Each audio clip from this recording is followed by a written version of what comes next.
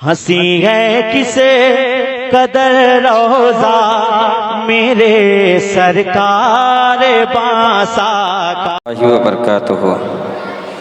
अल्हम्दुलिल्लाह रब्बिल आलमीन वल आक़िबतु लिल मुत्तक़ीन वस्सलातु वस्सलामु अला सय्यदिल मुरसलीन अम्मा बाद फ़अऊज़ु बिल्लाहि मिनश शैतानिर रजीम बिस्मिल्लाहिर रहमानिर रहीम। इन्नल्लज़ीना युज़ूनल्लाह व रसूलहू लअनहुमुल्लाहु फ़िद दुनिया वल आख़िरह। सदक़ल्लाहु मौलानाल अज़ीम व बल्लग़ना रसूलुहुन नबिय्युल अमीनुल मतीनुल करीम व नहनु अला ज़ालिका लमिनश शाहिदीन वश्शाकिरीन वल्हम्दुलिल्लाहि रब्बिल आलमीन। हज़रात मोहतरम, आइए हम और आप बिला ताख़ीर आक़ाए दो जहां सल्लल्लाहु तआला अलैहि वसल्लम की बारगाह बेकस पनाह में अपनी ग़ुलामी का सबूत देते हुए दुरूद शरीफ का नसरान अक़ीदत पेश करें। पढ़ें बाबा से बुलंद अल्लाहुम्मा सल्ली अला सय्यिदना व सफ़ीना मौलाना मुहम्मद व बारिक वसल्लिम सलातुम व सलामुन अलैका या रसूलल्लाह सल्लल्लाहु तआला अलैहि वसल्लम। सबने सफ़े महशर में ललकार दिया हमको, क्योंकि हाफिज़ तारीफ़ साहब भी नात पढ़ लिए, हमारे हाफिज़ मोहम्मद हुसैन साहब भी पढ़ लिए। अब ये लोग तो अपनी जंग लड़ चुके हैं, अब हमको खड़ा किया गया है और ये छोटा पतला दुबला आदमी कैसा जंग करेगा। इसीलिए मैं इस शेर से शुरुआत कर रहा हूँ कि सबने सफ़े महशर में ललकार दिया हमको, या रसूल अल्लाह सबने सफ़े महशर में ललकार दिया हमको, ऐ बेकसों के आका अब तेरी दुहाई है। हज़रात मोहतरम, कल हम और आप नबी करीम सल्लल्लाहु तआला अलैहि वसल्लम के खिलाफत कहाँ तक पहुँची और कौन मसनद खिलाफत पर फाइज हुए, वहाँ तक हम लोगों ने बयान किया, यानी हम लोगों ने बयान सुन चुके। अब हम और आपको सुनना ये है कि यजीद जब तख्त पर बैठा तो उसने क्या कारनामे किया। उससे पहले मैं कुछ बातें आपको अमीर माविया रज़ियल्लाहु ताला अन्हु के ताल्लुक़ से बता देना चाहता हूँ, क्योंकि आज बहुत सारे ऐसे एतराज़ात हैं अमीर माविया रज़ियल्लाहु ताला अन्हु पर कि लोग उन्हें बहुत ही अपने नज़रिए से गलत साबित करना चाहते हैं। मैं आपको बताना चाहता हूँ कि हज़रत अमीर माविया रज़ियल्लाहु ताला अन्हु को लोगों ने अपनी किताबों में लिखा कि हज़रत अमीर माविया रज़ियल्लाहु ताला अन्हु डायरेक्ट जो है अपने बेटे यजीद को क्यों तख्त पर बिठाया, इसलिए कि अगर वो जानते थे मेरा बेटा फासिक व फाजिर है, मेरा बेटा जो है इमाम हुसैन से मशवरत नहीं करेगा, इमाम हुसैन से मसलहत नहीं रखेगा, तो फिर इमाम हुसैन के ख़िलाफ़ उसे खड़ा क्यों किया। ये सारी कमी हज़रत अमीर माविया की दिया जा रहा है। लेकिन इससे पहले सवाल होता है कि अमीर माविया पर सवाल करने वालों अगर आगे बढ़ो तो देखा जाता है कि जब हज़रत इमाम हसन रज़ियल्लाहु ताला अन्हु ने अपने खिलाफत का ऐलान किया था तो कूफा में 40,000 लोगों ने उनके हाथ पर बयात किया था। अगर उस वक्त चाहते तो हज़रत अमीर माविया से ना जंगो जिदाल करके और हज़रत अमीर माविया को शिकस्त दे सकते थे, निस्तो नाबूद कर सकते थे। लेकिन हज़रत इमाम हसन रज़ियल्लाहु ताला अन्हु ने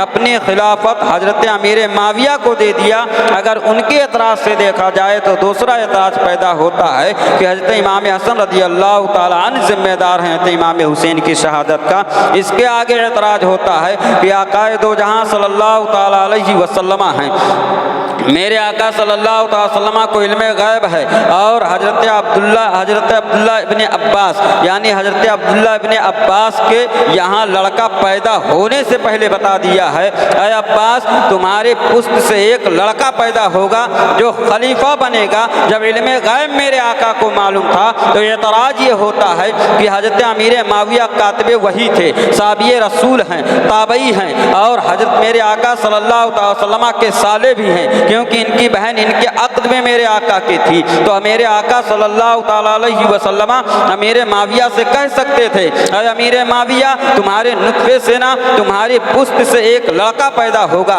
जो मेरे नवासे इमाम हुसैन का कातिल होगा, करबला में वो शहीद कर देगा, पानी और उन पर पानी बंद कर देगा, जुल्म सितम के पहाड़ तोड़ेगा। ये तो बता सकते थे ना अमीर माविया को कि तुम शादी ना करो। अब इससे पहले एतराज अगर देखा जाए तो अल्लाह रब्बुल इज़्ज़त के ऊपर एतराज होता है।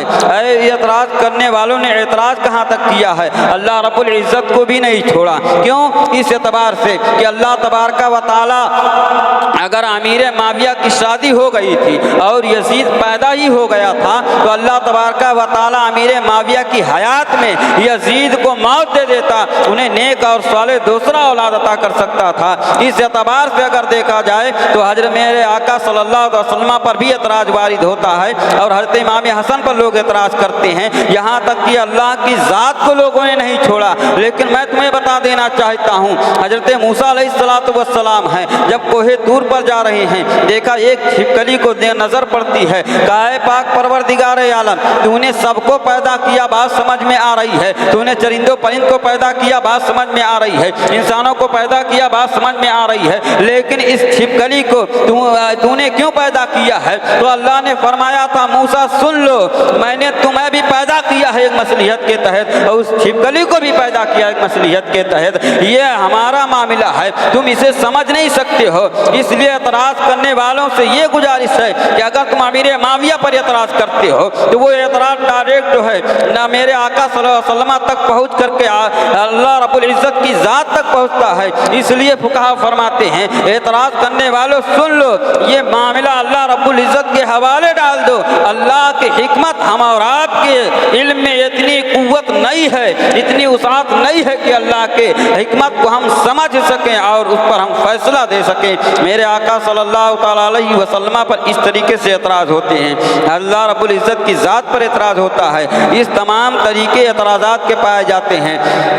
लेकिन अमीर माविया रज़ी अल्लाह ताला ने जब अपने बेटे को कहा था कि तुम जो है, जब उसने पूछा ऐ मेरे वालिद गरामी आपके बाद जो है खलीफा कौन बनेगा, तो इमाम हुसैन रज़ी अल्लाह ताला के ताल्लुक़ से अमीर माविया फरमाते हैं, ऐ बेटा यजीद, पहले इमाम हुसैन से मशवरा कर लेना, उनसे समझ लेना, अगर वो खिलाफत की मंजिल को संभालते हैं, खिलाफत के मसनद को संभालते हैं तो उनके हवाले कर देना, और अगर वो नहीं संभालते हैं तो उनसे मशवरा कर लेना। अगर वो तुमको तस्लीम करते हैं, सहाबा तस्लीम करते हैं, तमाम नबी के चाहने वाले जो है तस्लीम करते हैं, तो आप खिलाफत को संभाल लेना। लेकिन एक मेरी शर्त यह है कि जब कोई काम करना तो इमाम हुसैन से पूछ करके करना। अगर इमाम हुसैन को पहले खाना खिलाना फिर तुम खाना खाना, इमाम हुसैन को पानी पिलाना फिर तुम पानी पीना, इमाम हुसैन से ना बगैर पूछे कोई अमल नहीं करना। ये तमाम चीज़ें बता दिया है अमीर माविया ने। लेकिन यजीद क्या करता था, अगर कोई गुनाह करता तो अमीर माविया से छुप के करता था, अगर कोई वो गलती करता तो अमीर माविया से छुप के करता था।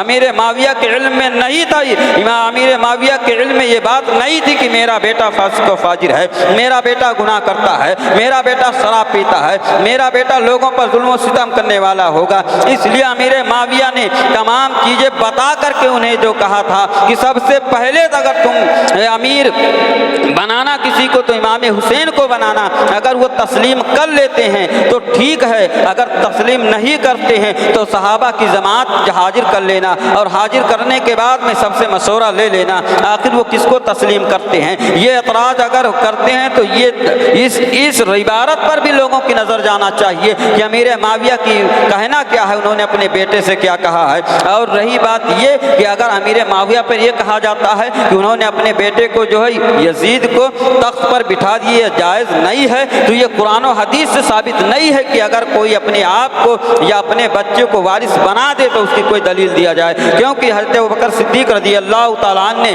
अपने हयात में हज़रत उमर फ़ारूक आज़म को बनाया था, उमर फ़ारूक आज़म ने हज़रत उस्मान गनी को बनाया है, हज़रत उस्मान गनी ने हज़रत मौला अली को जो है बनाया है। इस तरीके से हज़रत मौला अली रज़ी अल्लाह ताला ने 6 माह के यानी 6 माह तक के लिए खिलाफत का जो टोर था वो हजरत इमाम हसन के हाथ में दिया था। तो मालूम हुआ एक दूसरे से एक दूसरे को बनाना ये जायज़ है नाजायज़ नहीं है। अमीर माविया ने अगर बनाया था तो इनके इल्म में ये बात नहीं थी कि मेरा बेटा ये करने वाला है। जब भी वो कोई गलती करता था तो वो छुप करके करता था। आज अपने घर ही का माहौल देख लीजिए, अगर आपका बेटा कोई गलती करता है तो आपको पता नहीं चलता है, आपका बेटा कोई गलत फेल इख्तियार करता है तो आपको पता नहीं चलता है। यजीद जब तख्त पर बैठा और बैठते ही दिन में अमीर माविया रदी अल्लाह ताला ने वसीयत किया और अमीर माविया रदी अल्लाह ताला की वफ़ात हुई। उसके बाद में उसने ऐलान ही नहीं किया कि अमीर माविया की वफ़ात हो गई है। ना तो सहाबा से मशवरा किया, ना इमाम हुसैन को इत्तला हुई, ना हज़रत अब्दुल्ला इब्ने जुबैर को इत्तला होती है कि अमीर माविया की वफ़ात हो गई है। यहाँ तक कि ना मुल्क शाम में, ना दमिश्क में, ना कूफा में, ना मक्का में, ना मदीना में कहीं इस चीज़ों की जिक्र ही नहीं हुआ कि अमीर माविया का इंतकाल हो गया है। रातों रात यजीद जो है तख्त पर बैठ जाता है और बैठने के बाद में सबसे पहले उसने जो खुतूत लिखा है वो वलीद बिन उकबा को लिखा, जो मदीना के गवर्नर थे। कहा है वलीद बिन उकबा, मैं आपको बताना चाहता हूँ कि अमीर माविया मेरे वालिद का इंतकाल हो गया है। अब खलीफा मैं बन गया हूँ, अब मसनद मैं संभाल रहा हूँ, बादशाहत मेरे हाथ में है, लिहाजा तुम जो है मदीना वालों से मेरी बयात लो। लेकिन तंबीह कर देता हूँ, सबसे पहले अगर तुम बयात लेना तो हजरत इमाम हुसैन, हजरत अब्दुल्ला इब्ने जुबैर, हजरत अब्दुल्ला इब्ने उमर से बयात सबसे पहले इनसे तलब करना।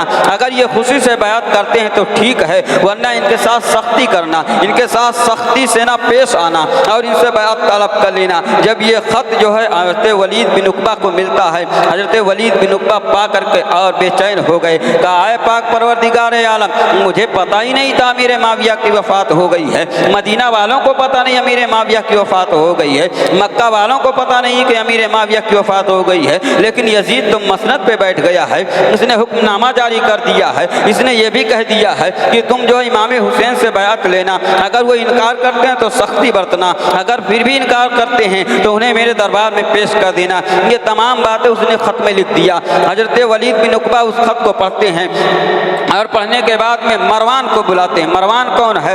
मरवान जब पैदा हुआ और उसको लेकर के नबी की बारगाह में ले जाया गया। यानी पहले क्या रवाज था कि कोई अच्छी चीज़, नर्म चीज़ अगर कड़क होती थी, अगर कोई कड़क चीज़ होती तो उसे पहले अपने बड़े और बुजुर्ग को दिया जाता था। वो अपने मुंह में रख के चबा करके फिर उस बच्चे के मुंह में डालते थे बरकतन। इसलिए हजरत मेरे आका सल्लल्लाहु अलैहि वसल्लम की बारगाह में मरवान को पेश किया गया। मेरे आका सल्लल्लाहु अलैहि वसल्लम ने फरमाया कि ये कौन है? कहा ये मरवान इसका है। कहा ये मरवान है। और उनके बाप को पहले मेरे आका सल्लल्लाहु अलैहि वसल्लम ने जो है जिला बद्र किया था, उनको निकाल दिया था। और जब ये पेश किया गया तो मेरे आका ने फरमाया गिरगिट का बच्चा गिरगिट हुआ करता है। मेरे आका सल्लल्लाहु अलैहि वसल्लम ने ये जुमला फरमाया है और फरमाने के बाद में अपना चेहरा मोड़ लिया है। अब वही मरवान है। वलीद ने बुलाया, कहा है मरवान जरा तुम ये बताओ, बात समझ से बाहर है। यजीद जो है हुक्मरान बन गया है, वो तख्त पर बैठ गया है, अमीर माविया का इंतकाल हो गया है। अब कहना ये चाहता हूँ कि अगर इमाम हुसैन से बयात लेने की बात की गई है, हजरत अब्दुल्ला इब्ने जुबैर से बयात लेने की बात की गई है, हजरत अब्दुल्ला इब्ने उमर से बयात लेने की बात की गई है, लेकिन उसने ये भी लिखा है अगर ये खुशी से बयात करते हैं तो ठीक है, वरना ज़बरन इनसे बयात लो, इन पर सख्ती बरतो। ये फिर भी नहीं मानते हैं तो इन्हें मेरे दरबार तक पहुँचा दो। जब मरवान ये सुनता है तो कहा ये तो लिखा ठीक है, लेकिन एक काम करते हैं, पहले हुसैन इब्ने अली से चल करके पूछ लेते हैं और पूछने के बाद में उनसे मशवरा कर लेते हैं। जब ये दोनों लोग आए, इमाम हुसैन से बैअत का मुतालबा किया। इमाम हुसैन ने कहा मैं बैअत नहीं कर सकता, मैं इतना मशहूर व मारूफ नवाज़ रसूल चुपके से एक रात की तन्हाई में बैअत कर लूँ, किसी को खबर ना हो, मैं ऐसा हरगिज़ नहीं कर सकता हूँ। अगर बैअत तुम्हें लेना है तो ऐलानिया तौर पर बैअत लो, सबके सामने बैअत का मुतालबा करो और सबसे बैअत तलब करो, उस वक्त मैं भी बैअत कर लूँगा। ये जुमला इमाम हुसैन ने कहा। हज़रत वलीद बिन उकबा ने यह ख़त लिखा और लिखने के बाद में यजीद के पास भेज दिया और कहा कि इमाम हुसैन का ये कहना है कि बैअत में चुपके से नहीं करूँगा, मैं ऐलानिया तौर पर बैअत करूँगा, लोगों के सामने बैअत करूँगा। अगर लोग राज़ी हो जाते हैं और यजीद को खलीफा तस्लीम कर लेते हैं तो मुझे बैअत करने में कोई दरकार नहीं है, कोई एतराज़ नहीं है। जब ये ख़त यजीद पाता है, पाने के बाद में उसने कहा ऐ वलीद बिन उकबा तुम इमाम हुसैन को मेरे पास ले करके आओ। हज़रत इमाम हुसैन रज़ी रज़ियल्लाहु ताला अन्हु को वलीद अपने पास बुलाते हैं और बुलाने के बाद ने कहा, अरे इमाम हुसैन, वलीद यजीद ने आपको अपने दरबार में तलब किया है, आप हमारे साथ उसके पास चलें। कहा ठीक है, अगर यही बात उसने पेश किया है तो चलो हम चलते हैं। इमाम हुसैन रज़ियल्लाहु ताला अन्हु अपने साथियों को लेते हैं और चंद आदमियों को लेकर के यजीद के पास जाते हैं। यजीद के पास जाते हैं और जाने के बाद में बैठते हैं, बैठ करके बातें होती है। लेकिन उससे पहले इमाम हुसैन ने अपने साथियों से फरमाया, है मेरे साथियों सुन लो, तुम दरवाजे पर रुक जाओ, मैं अंदर जाके बात करता हूँ। अगर मेरी आवाज़ बुलंद होती है या कोई शोर शराबा होता है या चीखो पुकार होती है तो तुम बिला झिझक अंदर चले आना। हज़रत इमाम हुसैन रज़ियल्लाहु ताला ये समझा करके अंदर जाते हैं। अंदर जाने के बाद में एक तरफ तो यजीद बैठा हुआ है, दूसरी तरफ वलीद बिन उक़बा बैठे हुए हैं और तीसरी तरफ वही मरवान बैठा हुआ है। यजीद ने कहा, इमाम हुसैन, अमीर माविया की वफ़ात हो गई है, मैं उनका बेटा हूँ, अमीर माविया का बेटा हूँ और उन्होंने मुझे खिलाफत का वसीयत किया था और मैं खलीफा बन चुका हूँ। मैंने जो है मसनद खिलाफत को संभाल लिया है। आप मेरी बैअत कर लें और मेरी बैअत करने के बाद में ऐलान कर दें कि यजीद की सब लोग बैअत कर लो, मैंने यजीद की बैअत कर लिया है। इमाम हुसैन कहते हैं, मैं बैअत नहीं करूँगा, इसलिए कि मैं तेरे हाथ पे अपना हाथ नहीं रख सकता हूँ, इसलिए कि मैं ऐलानिया तौर पर बैअत करूँगा। सहाबा की जमात मौजूद है, मेरे नाना पर अपनी जिन्होंने अपनी जानों को निछावर करने का कसम खाया है, उनकी जमात मौजूद है। अगर वो लोग कहते हैं कि यजीद की बैअत कर लो तो मैं खुशी खुशी तेरी बैअत कर लूँगा, और अगर वो लोग बैअत करने से राज़ी नहीं है तो मैं तेरी बैअत नहीं करूँगा। ये जुमला हज़रत इमाम हुसैन कहते हैं और कहने के बाद में चुप हो जाते हैं। उसने फिर कहा, इमाम हुसैन ने वही जवाब दिया और जब उसने 3 मरतबा यही जुमला दोहराया तो इमाम हुसैन तीनों बार यही जवाब देते हैं। उसने गुस्से में आकर के कहा, अरे इमाम हुसैन, अगर बैअत नहीं करते हो तो फिर जंग के लिए तैयार हो जाओ, तो फिर लड़ाई के लिए तैयार हो जाओ। अगर तुम जब खुशी खुशी बैअत नहीं करते हो तो जबरन तुमसे बैअत ली जाएगी। ये जुमला जब कहा है, हज़रत इमाम हुसैन नाराज होते हैं और नाराज होकर के उसके वहाँ से उठते, उसके दरबार से उठकर चल देते हैं। मरवान ने कहा, यजीद, अगर इमाम हुसैन चले गए तो बैअत नहीं करेंगे, अभी वक्त है, इन्हें बुला करके जबरन बैअत इनसे ले लिया जाए। मरवान की जब ये जुमला मेरे हुसैन सुनते हैं तो कहा, है मरवान, तू ही वो है जिसके बारे मेरे नाना ने फरमाया था, गिरगिट का बच्चा गिरगिट हुआ करता है, तूने आज जाहिर भी कर दिया है, हकीकत में तू जो है गिरगिट है। मेरे इमाम बाहर निकलते हैं और निकलने के बाद अपने साथियों को लेकर के मदीना तशरीफ़ ले आते हैं। अब कुछ दिन के बाद में फिर जो है वलीद बिन उक़बा आते हैं और कहा, अरे इमाम हुसैन, अब तो बहुत गज़ब हो गया है। उसने कहा कि अगर बैअत नहीं करते हैं तो इमाम हुसैन के लिए तू ही सूरत है, या तो वो बैअत करें या जंग के लिए तैयार हो जाएं। इमाम हुसैन रज़ियल्लाहु ताला अन्हु रात की तन्हाई में अपने घर के अपने अहलो अयाल के दरमियान बैठे हुए सबसे मशवरा करते हैं, बोलो क्या किया जाए, यजीद की बैअत कर लिया जाए या फिर मदीना जंग के लिए तैयार हुआ जाए या मदीना छोड़ दिया जाए। लोगों ने कहा, इमाम हुसैन, आप बखूबी जानते हैं, आप नवासे रसूल हैं, आप तो यजीद के बारे में अच्छी तरह जानते हैं, हम तो उससे ना वाकिफ़ हैं, हम तो उसके हालात से भी वाकिफ़ नहीं हैं। इमाम हुसैन ने कहा, नहीं,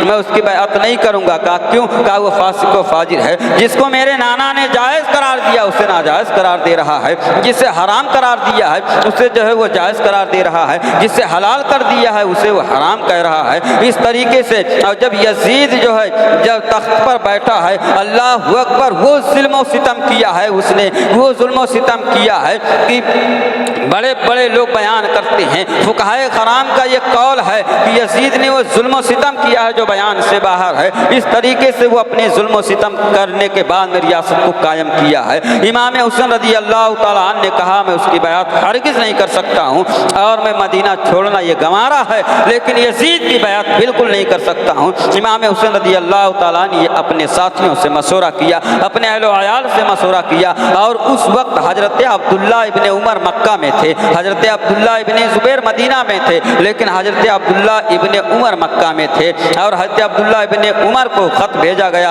अब्दुल्ला इब्न उमर, यजीद जो है तख्त पर बैठ गया है, अमीर माविया का वफ़ात हो गया है, मुझसे बैअत तलब कर रहा है, आप क्या कह रहे हैं? हज़रत अब्दुल्ला इब्न उमर ने कहा, अगर वो ठीक ठाक है, हालात साजगार हैं तो उसकी बैअत की जाएगी, अगर वो नाना की शरीयत पर अमल करने वाला है तो बैअत की जाएगी, अगर रसूलुल्लाह की शरीयत के अमल करने वाला वाला नहीं है तो उसकी बैअत नहीं की जाएगी। अगर वो इस्लाम के कवानीन को मानता है तो बैअत करने में कोई झिझक नहीं है, अगर इस्लाम के कवानीन को नहीं मानता है तो उसकी बैअत नहीं की जाएगी। ये जुमला हज़रत अब्दुल्लाह इब्ने उमर कहते हैं। हज़रत इमाम हुसैन ने कहा ठीक है। अब सुबह हो गई। सुबह होने के बाद में वलीद ने फिर आकर के कहा इमाम हुसैन यजीद बहुत ही गज़बनाक हुआ है और बहुत गुस्से में है। उसने कहा है कि अगर वो बैअत नहीं करते हैं तो उनसे बोल दो जंग के लिए तैयार हो जाएं। हज़रत इमाम हुसैन रज़ी अल्लाह तआला अन्हु रात की तारीकी में फिर अपने साथियों के दरमियान बैठते हैं और बैठने के बाद में मशवरा किया कि अब मेरे लिए ये कही चारा है कि मैं मदीना छोड़ दूं। कहा क्यों? कहा ये वो मदीना है, अल्लाह अकबर, ये मदीने में मेरे नाना का रोज़े अनवर है,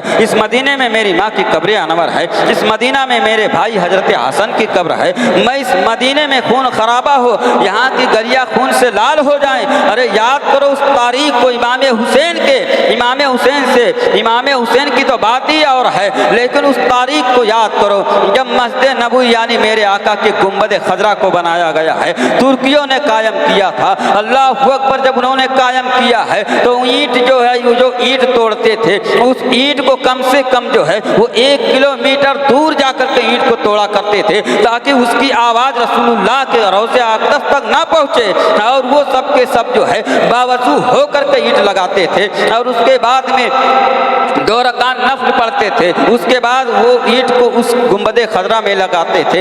ये एहतराम तुर्कियों ने किया है, जिन्हें जो है इमाम हुसैन रज़ी अल्लाह तआला अन्हु तो नवासे रसूल हैं, वो कब चाहते थे कि मेरे नाना सल्लल्लाहु तआला अलैहि वसल्लम की रोज़े की बेहुरमती हो। इस बुनियाद पर मेरे इमाम ने कहा अब मदीना ही छोड़ना बेहतर है, यजीद की बैअत नहीं कर सकते हैं। इमाम हुसैन रज़ी अल्लाह तआला अन्हु हैं और इमाम हुसैन ने कहा ऐ मेरे साथियों, मदीना इसलिए छोड़ा जाएगा क्योंकि कुरान में अल्लाह ने फरमाया है ला उक़सिमु बिहाज़ल बलद व अंता हिल्लुम बिहाज़ल बलद। ऐ महबूब, आप जिस शहर में हो उस शहर की मुझे कसम है, मक्का में हो तो मक्का की कसम है, ताइफ में हो तो ताइफ की कसम है, अगर मदीना में हो तो मदीना की कसम है। यानी जिस शहर में आप जाएंगे उस शहर की मैं कसम खाता हूँ। मुतलक हुक्म है, कैद नहीं है कि मदीना का हुक्म, मदीने का कसम है या मक्के का कसम है, नहीं, बल्कि मेरा रब फरमाता है महबूब जिस शहर में आप जाओगे उस शहर का मुझे कसम है। अल्लाह अकबर।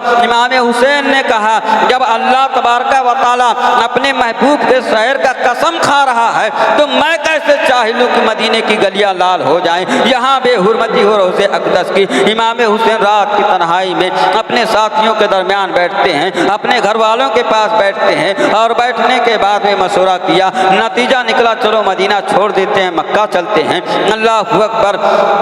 इमाम हुसैन रज़ी अल्लाह तआला अन्हु ने रात की तारीकी में अपने सामान को तैयार किया है, अपने तमाम लोगों को तैयार किया। हज़रत अली असगर रज़ी अल्लाह तआला अन्हु को तैयार किया गया एकदम दूल्हे की तरह। हज़रत अली अकबर तैयार हो रहे हैं, हज़रत कासिम तैयार हो रहे हैं, हज़रत शहरबानो तैयार हो रही हैं, गोया कि सब के सब तैयार हो जाते हैं। हज़रत सुगरा जो है बीमारी के आलम में अपने बिस्तर पर लेटी हुई है। जब हम उन्होंने देखा कि मेरे बाबा तैयारी कर रहे हैं, कहीं जाने की तैयारी में हैं, ये रखते सफ़र बांध रहे हैं, तो हज़रत सुगरा ने कहा है अरे बाबा आप कहाँ जाना चाहते हो, आप किस लिए तैयार हो रहे हो, हज़रत अली असगर के झूले को क्यों सजाया जा रहा है, हज़रत अली अकबर को क्यों दूल्हा बनाया जा रहा है, हज़रत कासिम क्यों तैयार हो रहे हैं, अम्मी हमारी अम्मी क्यों तैयार हो रही हैं, अरे बाबा ज़रा मुझे बताओ तो आखिर माजरा क्या है। इमाम हुसैन अपनी बच्ची के सर के पास बैठ जाते हैं और बैठने के बाद में उसके पेशानी को बोसा दिया है और बोसा देने के बाद में अपने सीने से लगाया है और लगाने के बाद में कहा अरे मेरी बच्ची सुगरा सुन ले, मेरे आका सल्लल्लाहु अलैहि वसल्लम यानी मेरे नाना यहाँ रहते थे और यहाँ की कसम अल्लाह ने खाया है ला उक़सिमु बिहाज़ल बलद व अंता हिल्लुम बिहाज़ल बलद, मुझे उस शहर की कसम है जिसमें मेरा महबूब तशरीफ़ फरमा है। अरे मेरी बेटी सुगरा, यजीद ने मुझसे बयात तलब किया है, मैंने बयात से इनकार कर दिया है, अब वो खून खराबे पर उतर आया है। मैं ये नहीं चाहता हूँ कि मेरे रहते हुए ये मदीने की गलियाँ लाल हो जाए। मैं आपसे पूछना चाहता हूँ मुसलमानों, ज़रा सोचो, वही मदीना है ना, आज हम करोड़ों रुपया खर्च करके मदीनतुल मुनव्वरा जाते हैं रसूलुल्लाह की ज़ियारत के लिए। उसी मदीना को इमाम हुसैन छोड़कर जा रहे हैं। उसी मदीने के बारे में, उसी रोज़े के बारे में मेरे आका ने फरमाया था, मंजारा कब्री वजबत लहू सफ़ाती, जिसने मेरे कब्र की ज़ियारत किया उस पर मेरी सफ़ात वाजिब हो गई है। आज उसी रोज़े को इमाम हुसैन छोड़कर जा रहे हैं, उसी रोज़े को छोड़कर जा रहे हैं जिसके बारे में आला हजरत ने कहा था, आला हजरत ने कहा था, हाजियो आओ शहंशाह का रोज़ा देखो, हाजियो आओ शहंशाह का रोज़ा देखो। काबा तो देख चुके, काबे का काबा देखो। आज उसी मदीना को छोड़ के इमाम हुसैन जा रहे हैं। अल्लाह अकबर, जिसके बारे में आला हजरत तहरीर फरमाते हैं, लाखों कुदसी हैं कारे खिदमत पर, लाखों कुदसी हैं कारे खिदमत पर, लाखों गिरदे मज़ार फिरते हैं। अल्लाह अकबर, उसी मदीना को, उसी रोज़े अक़दस को, उसी नाना के मज़ार को छोड़ करके जा रहे हैं, उसी नाना के गुंबद खजरा को छोड़ करके जा रहे हैं, जिसके बारे में शायर ने क्या ही खूब कहा था, उर्क के सुर्ख होठों पर कभी लाली नहीं होती, न होता गुंबद खजरा तो हरियाली नहीं होती। उसी गुंबद खजरा को छोड़कर इमाम हुसैन जा रहे हैं और कह रहे हैं, ऐ बेटी सुगरा, यजीद ने इस तरीके से जो कहा है, अब मदीना से मैं दूर जा रहा हूँ, मैं मक्का का सफ़र कर रहा हूँ। हजरत सुगरा ने कहा है, ऐ बाबा, मैं भी आपके साथ चलना चाहती हूँ, मुझे यहाँ किसके सहारे छोड़कर जा रहे हो? सब तो सब आपके साथ जा रहे हैं, मुझे किसके हवाले छोड़ करके जा रहे हो? अब यहीं पर आपको एक नुक्ता बता देना चाहता हूँ। जब मक्का की वादी में हजरत इब्राहीम अलैहिस्सलाम ने हजरत हाजरा को और हजरत इस्माइल को छोड़ा था, तो हजरत हाजरा ने सवाल किया था, ऐ इब्राहीम अलैहिस्सलाम, आप मुझे किसके हवाले छोड़ करके जा रहे हो? कौन मेरा निगहबान होगा? कौन मेरा देखभाल करने वाला होगा? जब खाना खत्म हो जाएगा, पानी खत्म हो जाएगा, आखिर मेरा देखभाल कौन करेगा? चीज़ें मुहैया कौन करेगा? क्या रब का हुक्म हो गया है मुझे छोड़ने के लिए? तो इब्राहीम अलैहिस्सलाम ने कहा था, ऐ हाजरा, अल्लाह ने फरमाया है हजरत हाजरा को और इस्माइल को मक्का में छोड़ आओ, जबकि वहाँ कोई आबादी नहीं थी, सुनसान मैदान था, जंगलात पाए जाते थे। हजरत हाजरा ने कहा, ऐ इब्राहीम अलैहिस्सलाम, अगर अल्लाह का हुक्म है तो मैं यहीं रहकर अपनी ज़िंदगी गुजारूंगी और उसी पर राज़ी रहूंगी। आज वही आलम आया है। हजरत इमाम हुसैन ने कहा है, ऐ बेटी सुगरा, मेरे आका सल्लल्लाहु अलैहि वसल्लम ने फरमाया था, इमाम हुसैन, अगर मदीना छोड़ना हो तो छोड़ देना, मक्का छोड़ना हो तो छोड़ देना, लेकिन तुम शरीयत की पामाली मत होने देना। अपने गर्दन को कटा करके इस्लाम के गर्दन को बचा लेना, अपने भाई के बाजू को कटा करके इस्लाम के बाजू को बचा लेना, अपने 6 माह बच्चे अली असगर की खून को दे करके इस्लाम के पौधों को सींच देना, लेकिन इस्लाम को पामाल मत होने देना। बेटी सुगरा, अब वक्त आ गया है। नाना ने जो बचपने में हमें दर्श दिया था, जब मेरे गले को चूमा था तो माँ ने सवाल किया था, अरे अब्बा हुजूर, आप जो है अब मेरे बेटे के गले को क्यों चूम रहे हैं? तो उस वक्त नाना ने फरमाया था, अरे बेटे, अरे मेरी बेटी फातिमा, हजरत हुसैन के गले को इसलिए मैं चूम रहा हूँ कि कल मैदान करबला कायम होगा, वहाँ जो है 3 दिन के भूखे प्यासे रहेंगे और इनके गर्दन पर छुरी चलेगी, इसलिए इनके गले को चूम रहा हूँ ताकि इन्हें तकलीफ का एहसास ना हो। हजरत इमाम हुसैन ने कहा है, ऐ बेटी सुगरा, जिस नाना ने मुझे बचपन में अपने पीठ पर बिठा करके ये दर्श दिया था, ऐ बेटा हुसैन, ये वक्त आएगा, करबला की ज़मीन होगी, वहाँ आप होंगे, 6 माह बच्चा आपकी आगोश में दम तोड़ता हुआ नजर आएगा। आपके सामने आपके बेटे कड़ियल नौजवान 18 साल के अली अकबर की जवानी लूटी जाएगी। आपके सामने आपके भाई हजरत अब्बास के बाजू कलम हो जाएंगे।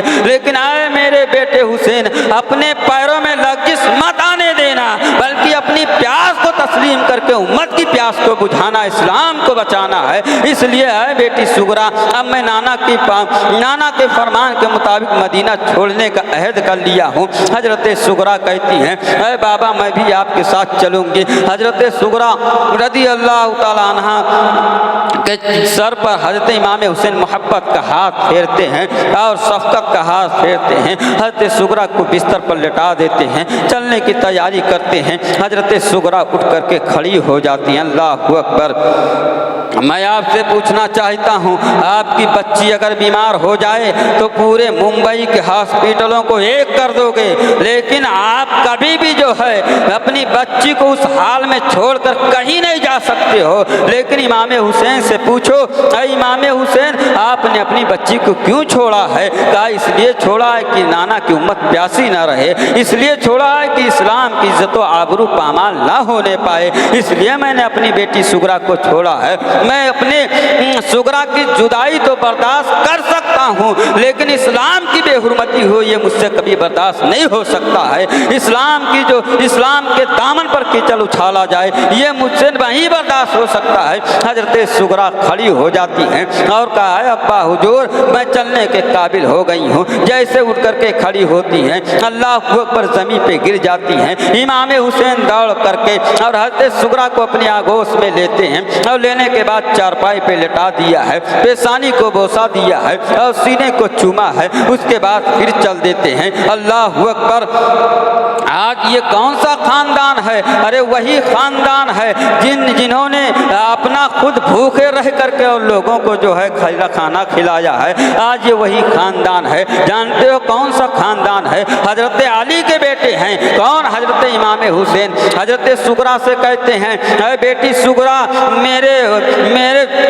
अरे बेटी सुगरा तुम्हारे दादा ने जो बचपन में नबी से वादा किया था ईमान लाने के दौर में, और नाना ने कहा था अली तुम उस पर ईमान लाते हो, एक दिन ऐसा आएगा कि तुम्हारा बेटा करबला में शहीद होगा, क्या तुम उसे कबूल कर सकते हो? तो अली ने कहा था अरे मेरे आका मेरे बेटे हुसैन अगर करबला में शहीद होंगे तो एक हुसैन की बात है, अगर अल्लाह ने मुझे 70 हुसैन दिया तो इस्लाम के लिए 70 को कुर्बान करता हुआ चला जाऊंगा। वो हजरत अली रज़ी अल्लाह ताला अन्हु के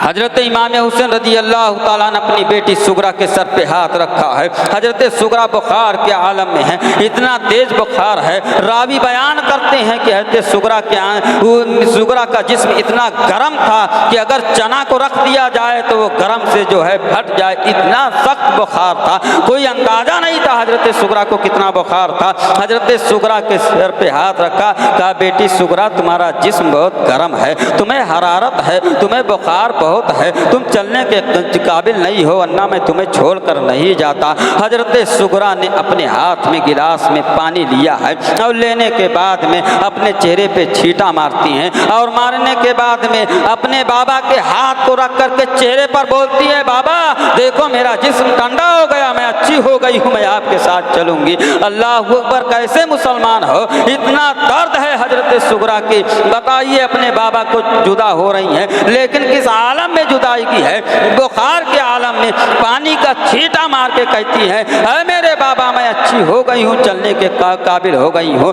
हजरत सुगरा फिर खड़ी होती हैं और खड़ी होने के बाद चंद कदम चलती हैं, फिर गिर जाती हैं। हजरत इमाम हुसैन ने उठाया है और उठाने के बाद में जो है हजरत इमाम हसन बिस्तर पर लेटा देते हैं, फिर चल देते हैं। हजरत सुगरा दौड़ करके यानी चारपाई से नीचे उतरती हैं। हजरत मेरे आका सल्लल्लाहु अलैहि वसल्लम के नवासे यानी इमाम हुसैन के कदमों को पकड़ लिया है और पकड़ने के बाद में ज़ारो कतार रो रही हैं। अरे बाबा मुझे जब अली असगर की याद आएगी मैं कैसे अपनी याद को बुझाऊंगी, जब हजरत अली अकबर की याद आएगी तो मैं कैसे बुझाऊंगी उनकी याद को, जब हजरत कासिम मुझे याद आएंगे तो मैं क्या चीज़ें देख करके उनकी याद बुझा लूँगी। अल्लाह अकबर। आज एक बाप अपने बेटी से जुदा हो रहा है, आज हम और आप भी हैं। अगर बेटी से जुदा होने की बात आ जाता है तो हम और आप जो है हम और आपका कलेजा मुंह को आता है और बेटी से हम जुदा नहीं हो पाते हैं। लेकिन मैं तुमसे पूछना चाहता हूँ,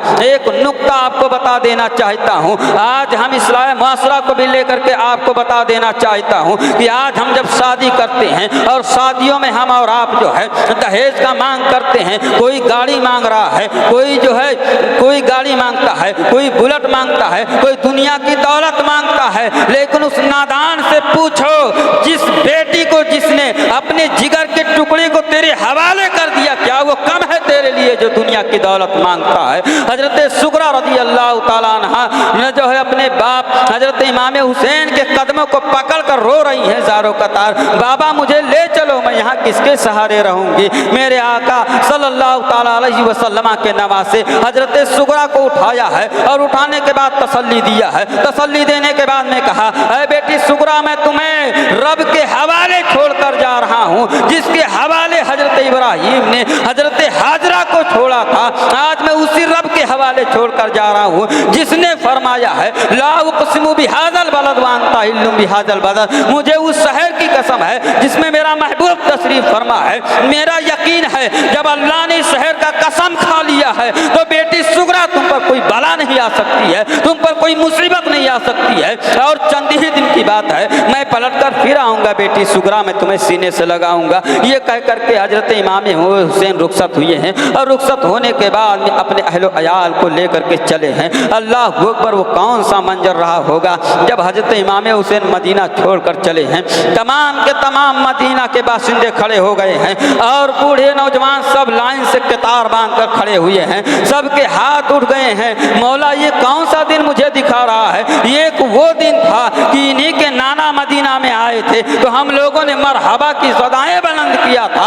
आज कौन सा दिन दिखा रहा है कि आज उन्हीं के नवासे यहाँ से जुदा हो रहे हैं और हम सबको छोड़ करके मक्का जा रहे हैं। हजरत इमाम हुसैन सबको तसल्ली देते हैं, सबको तसल्ली देते हुए और सबको दुआएं देते हुए अपने सफ़र में यानी अपने सफ़र को आगे बढ़ाते हैं और चलते हैं। हजरत इमाम हुसैन रज़ी अल्लाह ताला अन्हु जब मक्का की धरती पर पहुँचने वाले हैं, मक्का वालों को खबर हुई है इमाम हुसैन आ रहे हैं। जब मदीना मेरे आका गए थे तो वहाँ की बच्चियों ने जो है खुशी के तराने गाए थे, वहाँ के नौजवान और बूढ़ों ने खुशी के तराने गाए थे, मरहबा की सदाएं बुलंद किए थे। लेकिन जब आज मेरा इमाम मक्का की धरती पर पहुँच रहा है तो मक्का वाले तमाम कतार में खड़े हुए हैं, सदाएं बुलंद कर रहे हैं, खुशी जाहिर कर रहे हैं, आफरी आफरी कर रहे हैं, अल्लाह अकबर कहते हैं मेरा इमाम वापस आ गया है, मेरे नबी के नवासे आ गए हैं। कोई फूलों की बारिश कर रहा है, कोई दुआओं की बारिश कर रहा है। इस तरीके से जो है